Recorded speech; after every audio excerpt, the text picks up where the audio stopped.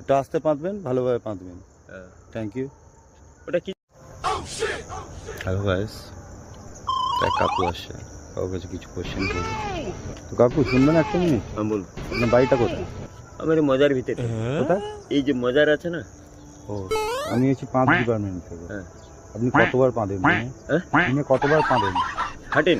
পাঁদেন পাঁদেন ও পারে। পাঁদেন ও ওটা এমনি 3-4 বার। 3-4 বার পাঁদেন। বেশি গন্ধ বেরোয় না?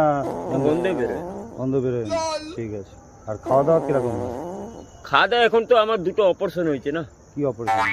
একটা বাঁ চোখে অপারেশন, একটা হচ্ছে আপনার পিসাব থেকে মাংস বেড়ে গিয়েছিল।